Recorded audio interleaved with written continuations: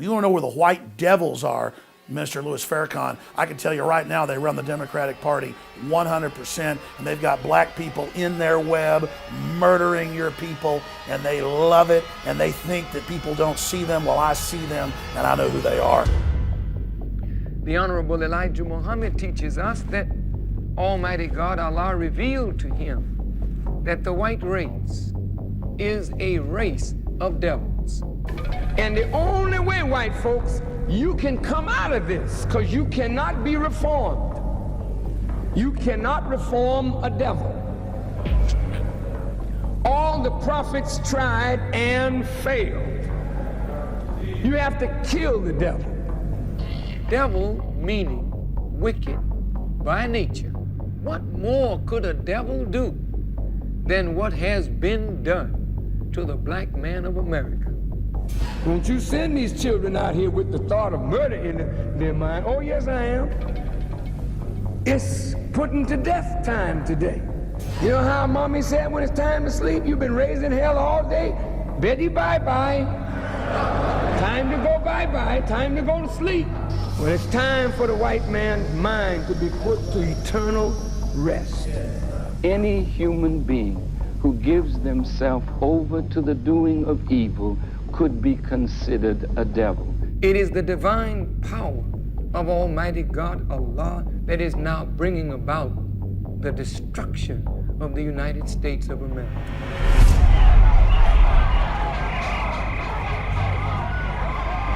So if the federal government will not intercede in our affairs, then we must rise up and kill those who kill us. We want some of this earth, because we'll tear this goddamn country up. Stop them and kill them and let them feel the pain of death that we are feeling. Gentlemen, we're going to interview Louis Farrakhan. Doesn't do a lot of interviews. We're flying out this Sunday. Sunday afternoon. Sunday, what time? About 3 o'clock. We're interviewing him on the 4th. I agree with a lot of stuff he says about Planned Parenthood, vaccines, false flag terror. He's a very interesting guy. I want to talk to him about Malcolm X, you name it. I don't agree with, white people can't be reformed and they're the devil. He hadn't said that in a long time. But I'm going to really see how much he's evolved or grown. And I'm really just seeking to open up a dialogue, because somebody like Louis Farrakhan is so key when it comes to stopping the big foundations and the social engineers in this country and around the world to really start a race war or divide and conquer. I mean, nobody's winning with this war against Islam overseas that's just really causing a Sunni Shiite civil war. Nobody's winning with the males versus the females and the whole feminist thing. I want to hear what he thinks about political correctness and so much more, because the last few years, I see Louis Farrakhan saying more and more things that I agree with, and then occasionally saying something that I disagree with. The Constitution warns that America must never let anyone set up a central bank. Right now, the President of the United States is given authority to assassinate American citizens. But I want to go over some of this research that you guys have done, that their people have sent us as well. And hopefully we can do an interview that's really deep and that isn't just, picked up by the tabloids with whatever zingers he throws in there. And certainly you're not going to avoid that. But I really kind of want to find the real Louis Farrakhan here. Louis Walcott from Boston. Louis Walcott, front and center. Louis. Fiddler, I see you're quite a fellow up there in Boston. It says here that you're a track runner at English High School and that you've equaled every record in school, right? Yes, and I hope to break some next year when I put on a little more weight. You do, huh? Yes. How about your violin? Can you play that as fast as you can run? Well, not quite, but I've got a lot to learn. I hope to break some records with this someday. You're just a champion at heart, aren't you? The system doesn't want this. us going out to interview this guy. We're supposed to be kept in our little electronic ghettos. We're supposed to be kept in our little reservations, our little plantations. That's what Google does now, is sends you news you agree with. We want to go actually try to work with people and talk to people and humanize it, because that's the last thing the globalists want.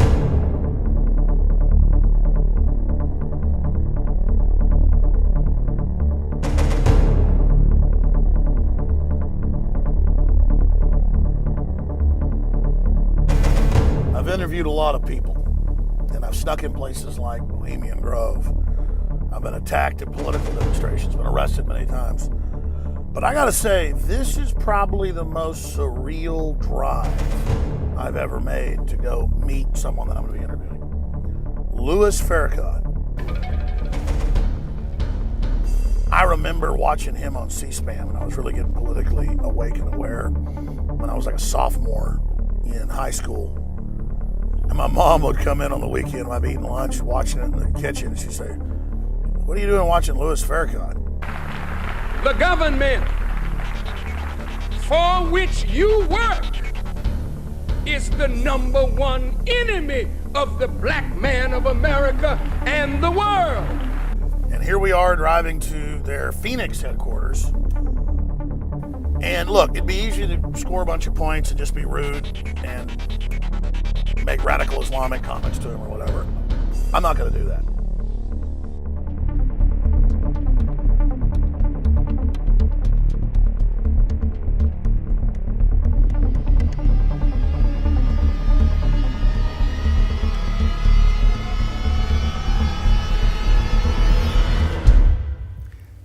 Thank you so much, Mr. Jones, for honoring us with your presence.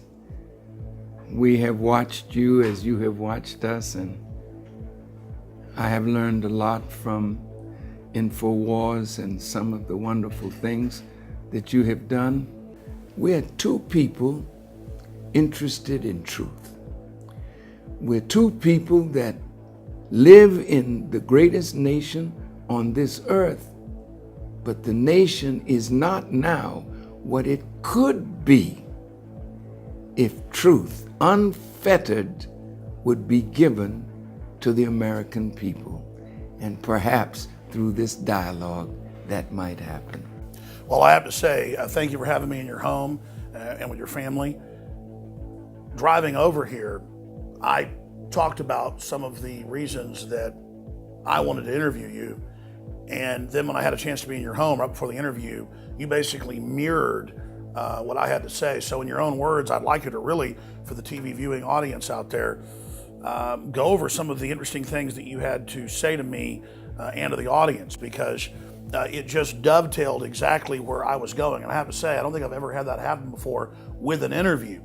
So I'm really glad this is happening here today, because as you know, there are forces that are trying to divide and conquer humanity, and we're really coming to a crossroads where people are being told to choose a side, but I don't think the sides they're telling us to choose are real sides. So I'm trying to get people to think outside the box, and when I spoke to you earlier, that was basically your main focus. So I think this interview is meant to happen for a reason, so thank you so much for giving us the time in your busy schedule. So please just if you could recapture what you told me in there earlier, it was very interesting. In the teachings of the Honorable Elijah Muhammad, his great teacher, Master Farad Muhammad, who came to enliven the black people in particular, he taught us that he never used color in this question and answer. He asked the question, who are the 85%? Who are the 10%? And who are the 5%? And in the answers that Mr. Muhammad gave that we study, 85% of the people don't understand the law of cause and effect.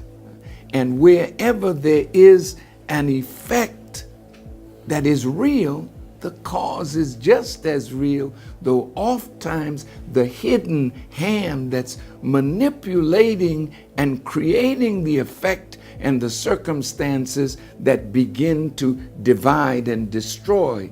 This kind of satanic mind is absolutely in control.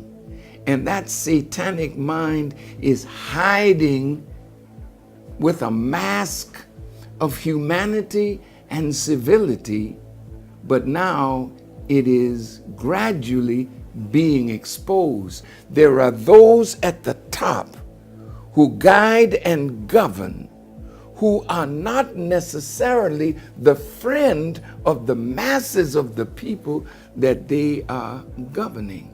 So it is the 5%, are just a small group who know the truth, who understand the law of cause and effect, and they don't believe in a mystery God that's somewhere making things happen. If there's a real evil, then there's a real devil. If there's a real saint, then there's a real good person doing saintly things. So here we are.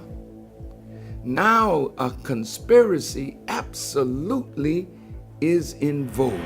Unfortunately, you've grown up hearing voices that incessantly warn of government as nothing more than some separate, sinister entity that's at the root of all our problems. It's time to stop submitting to this tyranny. It's time to realize that we're being enslaved.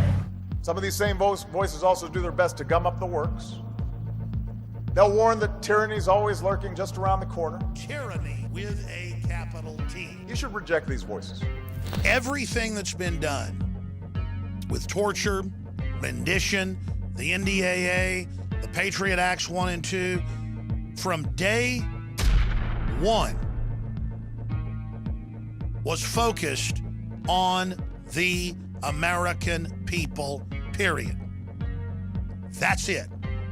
It's always been about erasing the Bill of Rights and Constitution and rolling out NSA spying publicly, saying it's for Al-Qaeda, rolling out torture, saying it's for Al-Qaeda, but it's really for the general public, rolling out total control and the end of any underground free market systems in the name of fighting Al-Qaeda, but really shutting down any type of free commerce. This is all about converting us from a free society to a tyranny with a capital T. But I've asked certain people who say, well, you're a conspiracy theorist, and they call you the same. I said, but do you read the scriptures of the Bible and Quran? Is not Satan real? Evil is real, so Satan is real. That really is a revolutionary thought, that if you question the establishment, you question what they're saying when they're known liars, you're a conspiracy theorist. That's like saying you're a heretic. Okay, well, if we're a heretic against the system, I guess we're a heretic against the devil. Because this system, undoubtedly, you couldn't call it good. And from my research, that's my concern. The 5%, the 1%, the 1/10 of 1% that actually run and control, manipulate things, they believe they're going to end up winning. They believe that they're getting ahead of people by keeping folks dumbed down. But common sense shows, and just my gut tells me, you don't screw people over and then long-term get away with it. It comes back on you. And I think the people serving this system are some of the most deceived out there, because they know how the world really works, but they've decided to basically try to screw over their fellow humans as if they're going to get ahead by doing that. I mean, just anybody who's God-fearing in their gut level has to know that's a lie. Well, Mr. Jones, in reality, there are those who go along to get along. They know what they're doing, but they do not know the vast evil that they are a part of. So the politicians today, I looked at the many Republicans and Democrats that are trying to win the nomination of their party. And it says to me, you know, it's like I don't want to be vulgar, but it's like you, in any major city, you see women undressed, showing their wares for a John, to buy them. And it's like politicians who don't have money but have ideas, and they parade themselves before rich and powerful people to get money apparently for their ideas that the rich agree with.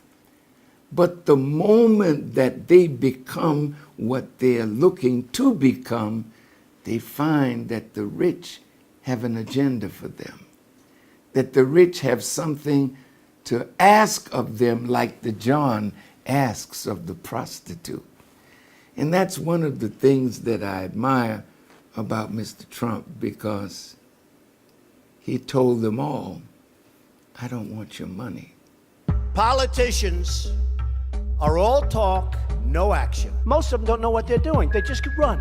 They're like, like you wind them up and they run for office. They're controlled fully by the lobbyists, by the donors, and by the special interests, fully. And you said recently, quote, when you give, they do whatever the hell you want them to do. You better believe it. So what specifically did they do?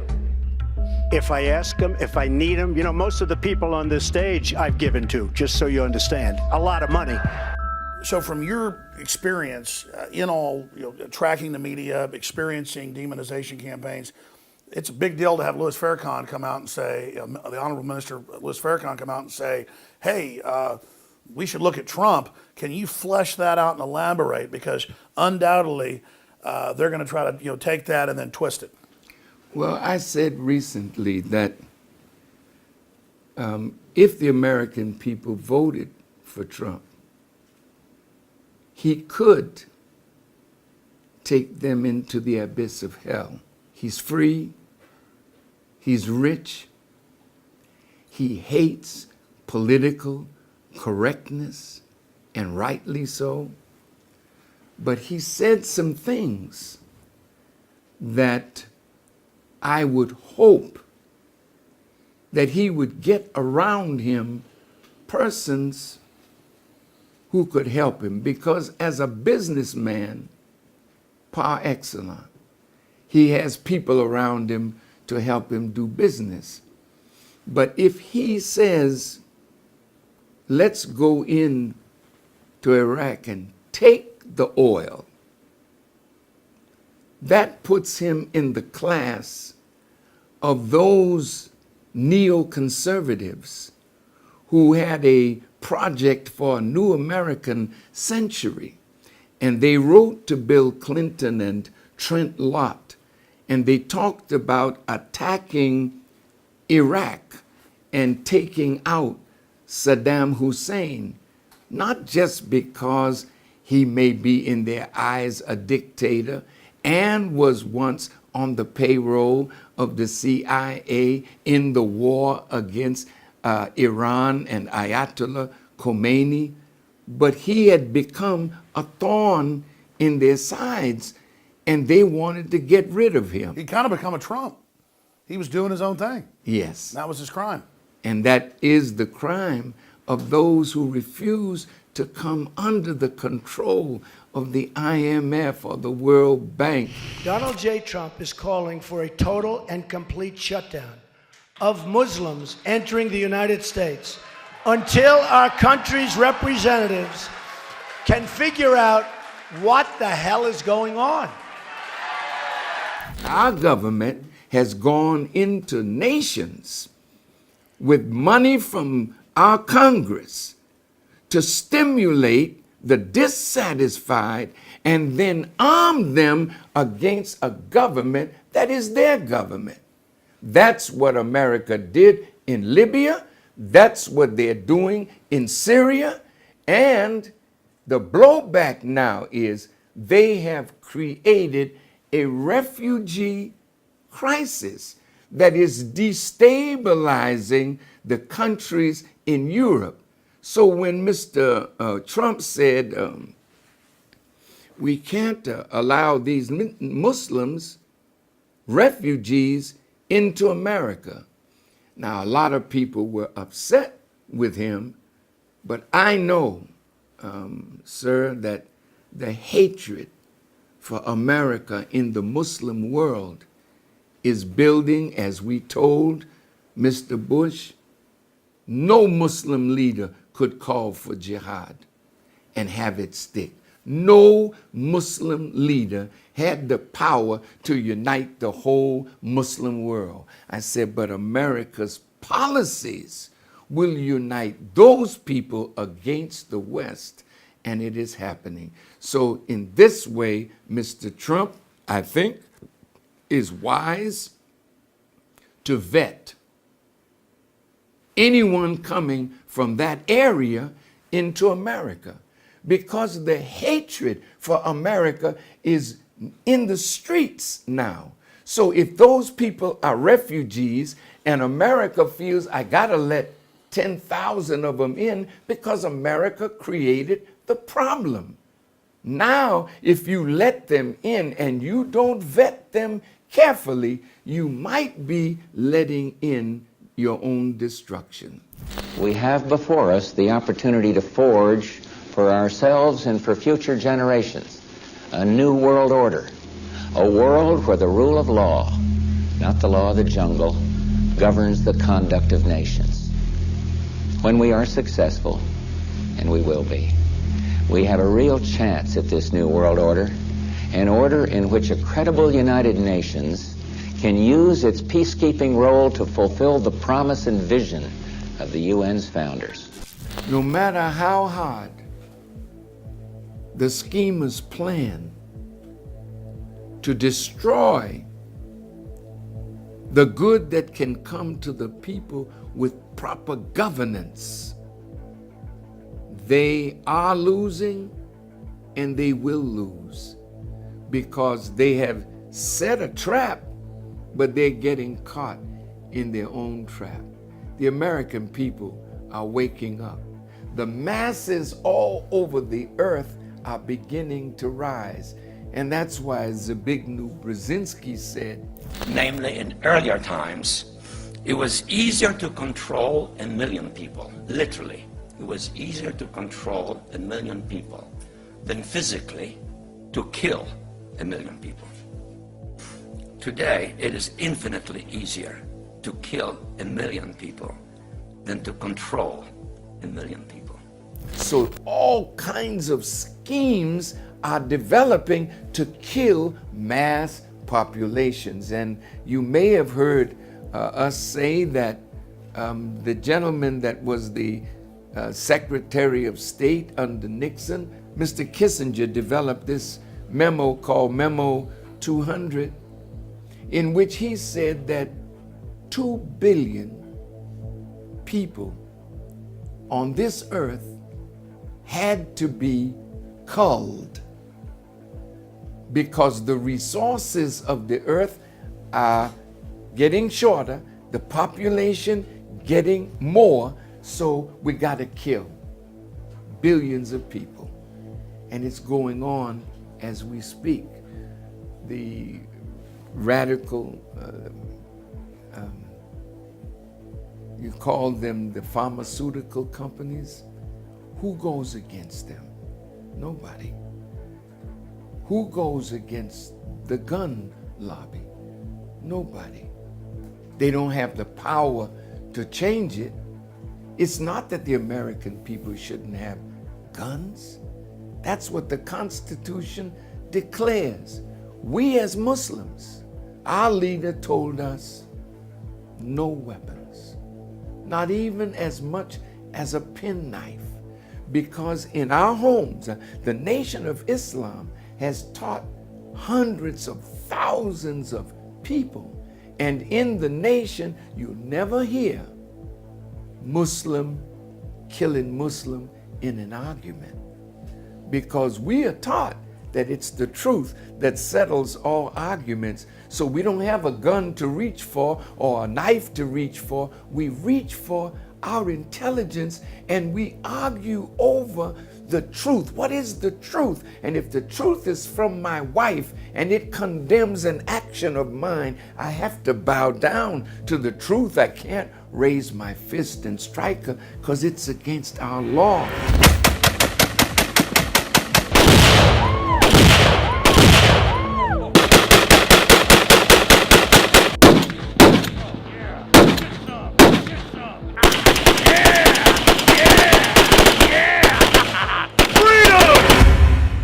I agree with you that free speech and deliberation trumps violence. The problem is when an outside group comes who isn't going to listen to what you're having to say, then you have a right to defend yourself, but separately, because that's one of my main questions, and I've got to get to it with you. Sure. And then you just started getting into it before I even asked it. This is an amazing interview because you're just following where I was going to go without me even asking the question, so it's amazing. But eugenics. Yes, 1,100 people get shot by the police every year and killed. In some cases, in fact, in a lot of cases, it's in the wrong. Sometimes bad officers get away with it. I've written books on the subject. I've criticized it. I'm the guy that, tried to expose the police state. But the police are only one small part of the police state. And for me, it becomes a scapegoat when we just make it about them and then project what bad officers do on other officers. And then I look separately at how they used hatred of police in Ukraine, George Soros did, to just now overthrow that government, not to empower the people, it was an elected government, but to create an even bigger crisis. So I see more than 1 million black people aborted every year on average. In some states, more than half the abortions are wonderful, beautiful black babies. And I don't hear a word about this from the liberal black leaders, the white black leaders, or any of them. I know you speak about it. And so I kind of measured. You got 1 million dead black people over here, chopped up babies. We know they're innocent. You can even watch some of the sonogram videos where they're fighting the scalpel with their hands and their feet. I don't care what color the baby is. They fight for their lives because they're red-blooded. And then over here, I've got 1,100 dead people. Maybe 1,000 of them are black. Let's say all 1,000 of them were murdered in cold blood. The system's telling me to get upset about that all day and make that my main focus. When over here I've got 1 million dead black people and millions of dead white people and millions of dead other human beings. I think the greatest sin in the world is bringing children into the world. Delinquents, prisoners, all sorts of things just marked when they're born. And then I read Margaret Sanger going, we're going to pose as liberals. We're going to go into these black communities. We're going to buy off their preachers. We're going to get control of them, and we're going to get them in these big cities. And I look at the big liberal cities where they've taken the guns from the black people, where they've shipped the drugs in, where they've got the Planned Parenthood on every corner. And I tell you, growing up around conservatives, libertarians, I never heard racist talk in Dallas, Texas. When I started hearing the racist talk was when I would get around liberals and Democrats and people when I was in college and when I was getting politically involved. I'd have white liberals and black liberals come up to me and they say, nobody wants these trashy black scum, and if you want them, you take them. Why are you so worried about a zygote? Ultimately, your sympathies do not lie with black people. They lie with your racist white middle class agenda, and that's where it will always lie, and you will be destroyed holding that line. Okay, I adopted 2 children. Oh, good for you, white savior. Aren't you so proud? They're not white.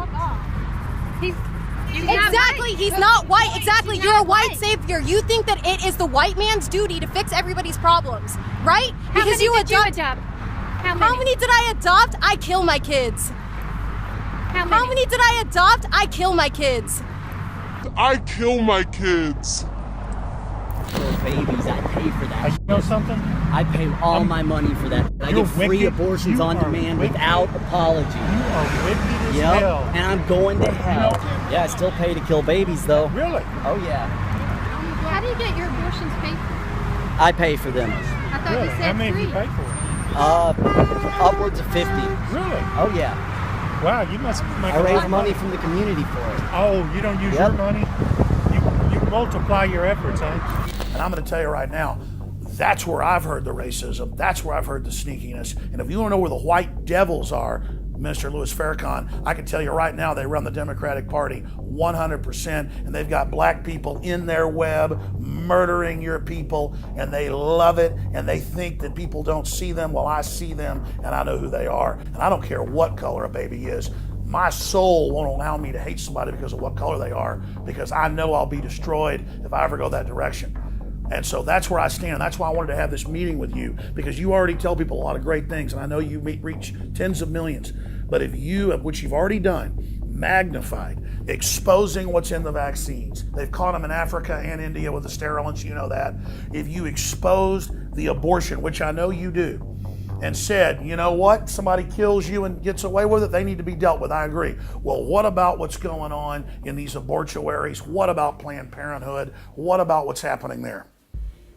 When I was on the mall a few weeks ago in Washington, I talked about my mom, and I talked about the circumstances around my birth, and my mother knew that if I came to birth, I could disrupt her relationship with the man that she was with, because my father, whom she married, and he was a handsome philanderer, so she got rid of him, but he came back on the scene, and she was pregnant with me. The man, my mother's very dark, and the man that gave my mother her first child is very dark, so my brother is dark, but my father was light-skinned, curly-haired. So she was afraid that if that baby came to birth and was light-skinned, it would destroy her relationship with that man. So she decided to abort me. And she tried 3 times to abort me, and on the 3rd time, in those days, she used a hanger, and she was unsuccessful. And I came to birth. And I said that on the mall to all those people that were there and to the millions who were watching. If my mother was successful in aborting me, what would the world have lost? Jesus was born under strange circumstances, and she had to be put away privily, as the Bible teaches, because if she were seen pregnant, the law was, where's the husband? Where's the father? Well, you say Holy Ghost, but we know there's no human being born without the agency of a man. That's real. So they would have killed Mary. But her baby was the last prophet to the Jewish people, Jesus. I'm saying that to say this: every prayer that we pray is answered through the womb of a woman, and a baby that was given a chance to live and to grow. And that's why we're against eugenics. Mr. Muhammad was death on birth control. He called it a death plan by the government against poor people. So we find that we are kindred spirits in so many ways.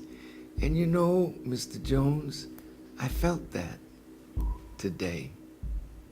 I felt that when we met and you could question me and strip away whatever there is, if there's something to be stripped away, that America could see me as I am, white people could see me as I am.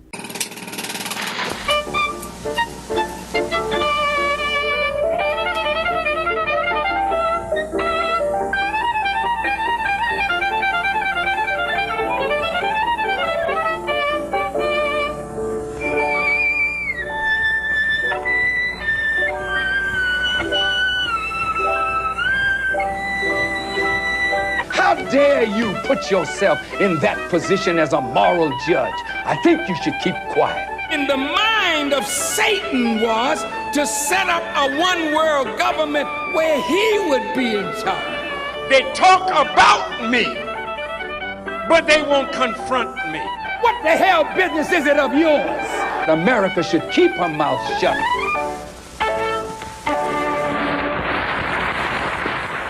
I didn't mean to be so fiery. No, that's good. That's good. That's my passion. As a student of my teacher, I think I should always be dignified in my expression, although sometimes in passion I lose it. Absolutely. And so I thought about, when they said Farrakhan, he wants to kill all white people, and he's advocating 10,000 fearless men to go out and kill white people, as though I'm insane. That's insanity. And I've been teaching for 60 years, sir. And no one who follows me has ever gone out and killed a white person, harmed a Jewish person, bombed a synagogue, or even put some swastika on a synagogue, because that's against our religion to deface a house of worship. I'm saying that to say this. When I said in Florida,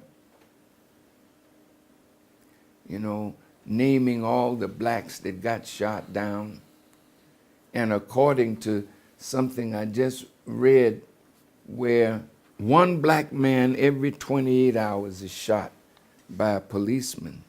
And young black men are 9 times more likely than other Americans to be killed by police officers in 2015, according to the findings of the Guardian newspaper. 1,134 deaths at the hands of law enforcement officers happened last year. As a black man who loves my people, I'm grieved not only at police killing us, but I am grieved at our killing of each other, which sometimes is 10 times more than what white policemen have done. So in my passion against that, and this has been gradually increasing with me over the years, I said, if the federal government does not intercede to see that justice comes to us, because that's the government's job. It's not my job to kill my killer. It's the government's job to arrest the killer, bring them before a court of law, and punish them for their misdeed. But when the government fails to do it, what are we to do? We have to defend our lives.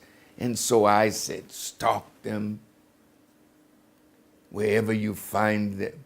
Not everybody, just the ones that kill us out of the law of justice. If the government won't arrest them and do that, somehow we're going to ultimately do that, and then it leads to what they'll say, it's a race war. No, we are not in any position at all to engage in a race war.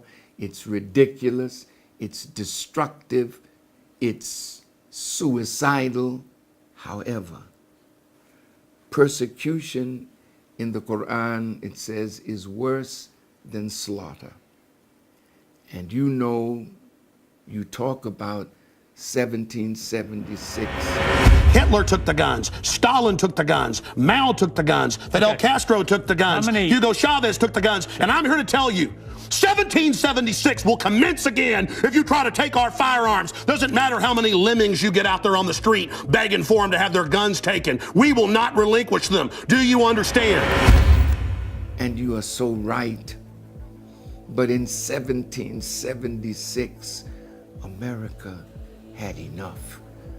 The colonial people under Britain had enough.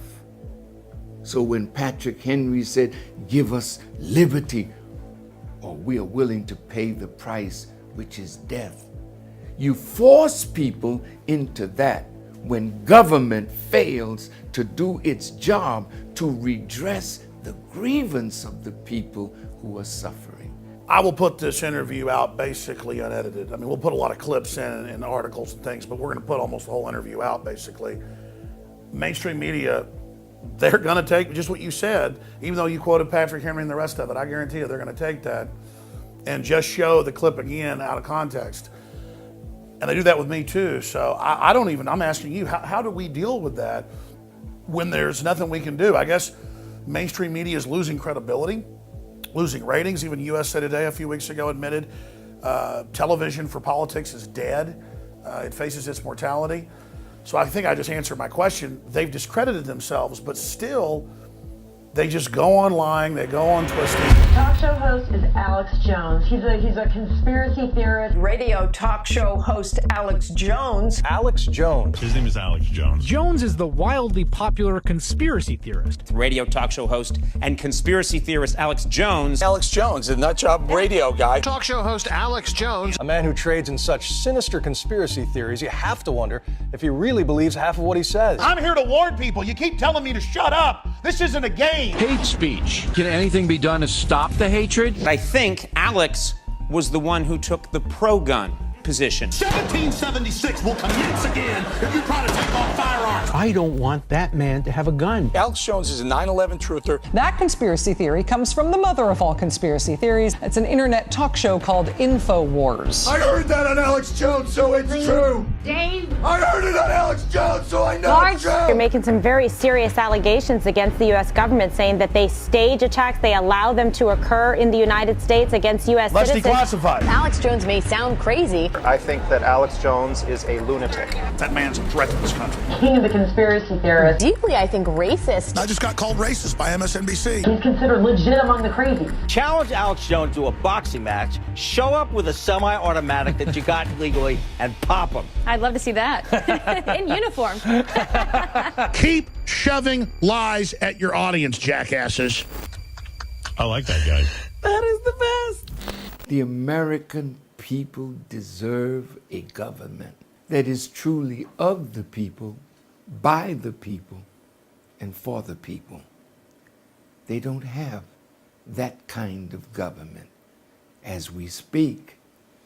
I hear Mr. Trump and other white Americans say, we must take our country back. And my question, Mr. Jones, take it back from whom? That was my next question. You were alluding to the Federal Reserve you've been a big critic of for 40, 50 years. Can you speak specifically to the Federal Reserve? You talked about Congress taking its power to print and coin the money back. What is the proper relationship? What should be the proper relationship between a chairman of the Fed and a president of the United States? Well, first of all, the Federal Reserve is an independent agency, and that means basically that there is no other agency of government which can overrule actions that we take. So long as that is in place and there is no evidence that the administration or the Congress or anybody else is requesting that we do things other than what we think is the appropriate thing, then what the relationships are don't frankly matter. I mean, that is such an incredible statement. I mean, that's the real rulers right there, in my view. They boldly declare, we run this. And for the American people to think that a black man in the White House has taken over this country, you know, that is so far from the truth, because he's just the CEO of USA Inc., and they can either hire him or fire him for the job that he's doing, but he's not in control. Did you know that it was John Kennedy who recognized that there was a shadow government? Kennedy said, we are opposed around the world by a monolithic and ruthless conspiracy that relies primarily on covert means for expanding its sphere of influence, on infiltration instead of invasion, on subversion instead of elections, on intimidation instead of free choice, on guerrillas by night instead of armies by day. It is a system which has conscripted vast human and material resources into the building of a tightly knit, highly efficient machine that combines military, diplomatic, intelligence, economic, scientific, and political operations. Its preparations are concealed, not published. Its mistakes are buried, not headlined. Its dissenters are silenced, not praised. No expenditure is questioned, no rumor is printed, no secret is revealed. This is why John Kennedy was killed. He understood the conspiracy, and as far back as the founding fathers of this nation, they knew that there would be those who would try to take over the set up what do you call the Bank of America, private central bank, a private central bank, and they were told to guard against that. And under Woodrow Wilson, in 1913, the guard left. One of the Rockefellers met on Jekyll Island with Paul Warburg and his brother, who were from the Rothschilds. They wanted to set up like the 5 children of Rothschild Sr., the Bank of Italy, the Bank of Austria, the Bank of France, the Bank of England, all started by the banking family. Well, who cares who the politicians are, Mr. Rothschild said, as long as they control the wealth. So they bankrolled both sides of a conflict and ended up ruling both sides.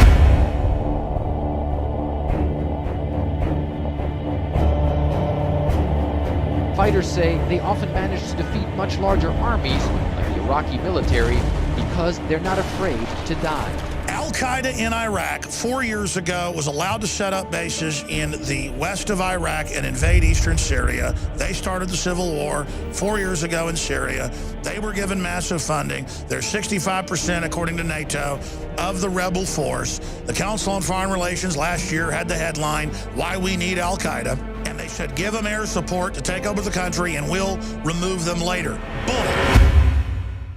I know Obama is just a pitch man, a CEO, as you say, but at the same time, I didn't support him or McCain because I was just hoping that Obama would come in and actually bring reconciliation. How naive I was.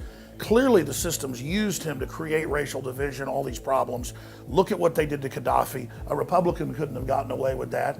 Imagine if Bush would have been doing that, what you would have had to say about him. I know you had strong words for Obama, but now Obama, Hillary, the neocons behind him, turning loose a multi-100,000-man army to run around murdering all these innocent people, killing Muslims, killing Christians, and then our media sits there and tries to spin it when Anderson Cooper is endorsing the rebels in Libya, in Egypt, in places like we see in Syria. And then even our arch allies, the Egyptians, go and join the Russians now, and it's on national TV there and in their print that our government runs ISIS and Al-Qaeda. Another threat that President Obama mentioned was ISIS. Well, who on earth armed them? Who helped to arm the Syrians that were fighting against Assad? Who created the necessary political climate that facilitated this situation? Who pushed for the delivery of arms to the area? Do you really not understand as to who is fighting in Syria? A, do you agree with that? And then B, what do you think this signifies that they would be so bold as to run this radical proxy army against the world with a hope of having a clash of civilizations and then blaming it on Islam and the Muslim world in general? I mean, cannot the Muslim world see it's a major setup, a part 2 of 9/11? There is a power in one that is called Mahdi. That's the guide that the Islamic world has been expecting. And Masih, or Messiah, which the Christian and Jewish world have been expecting. And this Mahdi, when he comes, his number one aim is to set justice in the earth and remove every tyrant and set up a government of peace. That's his aim. That's the aim of the Messiah, the Christ. Now what we are looking at, these are not spooks and spirits that come out of space. These are human beings anointed with power and wisdom to do exactly what they purpose to do. That's why I know the globalists will never win. It appears that they're winning, but their plot is turning in against them. God has said, you have to reap now what you've sown. You've destroyed cities and towns in Europe, in Africa, in the Middle East, things that you didn't want. America destroyed them. Now look at your cities. They're underwater. Your farmland being destroyed. Fire burning the lands of California and the West. Tornadoes, hurricanes. And it's just the beginning if we don't. This is just the beginning. And that is what I wanted to say about whoever will be our president. If you're not dealing with that which has incurred the wrath of God, then you can't make America great again. And you can't bring America back from the abyss that she's falling into. Within the next few years, the dollar that we kill each other for will be devalued into nothing. What will people use when the dollar is gone? What will happen to the world? A war is coming. And that war will clean the slate. And whatever is left, we'll find a way to become one with each other. We have no other alternative than either to live together in peace.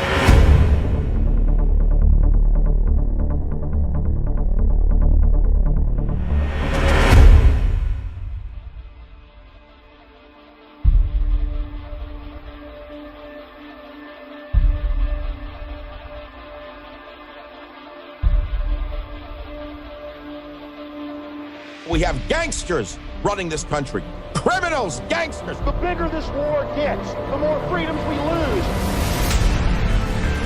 We have a fog that has descended on our entire nation. The globalists are going to blow stuff up and blame it on you. Well, Hillary's the one who runs the cover-up. Everything you've heard us talk about is now going to unfold in triplicate spades. It's as real as it gets. I had a Supreme Court justice tell me to my face, it's over for me. I said, Matt, it's over for you. They've got the votes now to enforce copyright law. You're out of there. You want it, baby? You're about to get it.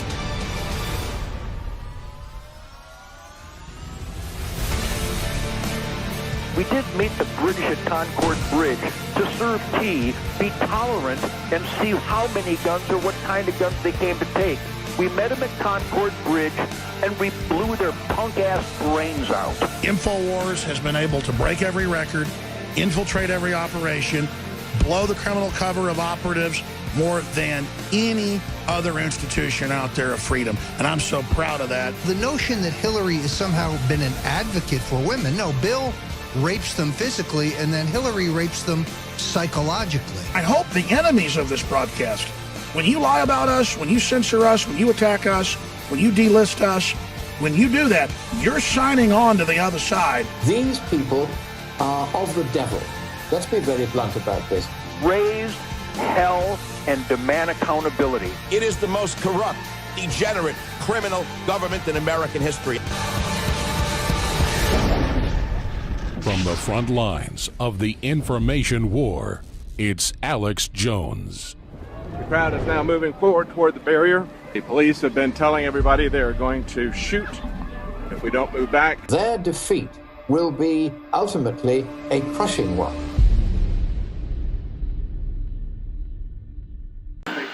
This is the heart of 1776.